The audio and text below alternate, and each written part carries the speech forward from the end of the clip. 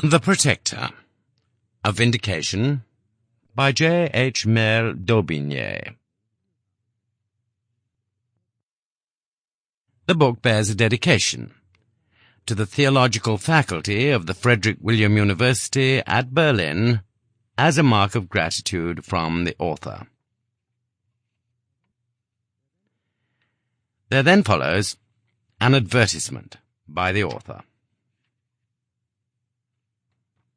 Struck with the light thrown on the character and history of Cromwell by the various documents which have issued from the press during the last few years, I felt a desire to publish in a Continental Review the result of my examination.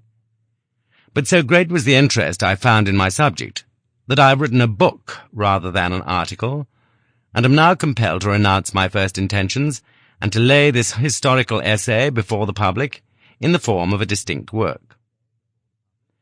Before I had attentively read Oliver Cromwell's Letters and Speeches, edited by Mr. Thomas Carlyle, I thought it would be beneficial to translate his volumes into French, but my opinions in that respect are changed. They appear to us generally on the Continent to possess so much originality of thought and manner as to defy all possibility of rendering them into any of our languages. I would not be understood as censuring an undertaking, which, in my judgment, is one of the most remarkable that has been produced in Great Britain for a long period. Indeed, I have rarely met with any publication combining greater depth of research with remarks as acute as they are just. I have profited greatly by the scattered documents which Mr. Carlyle has so happily brought together. I am not insensible to the imperfections of the volume I now present to the English public. I therefore beg my readers to call to mind that my original design was merely to write an article for a review. The object of this work, the rectification of the common opinion with regard to Cromwell's religious character, has obliged the author to introduce many quotations from his letters and speeches. Mere assertion or argument without proof would have been useless.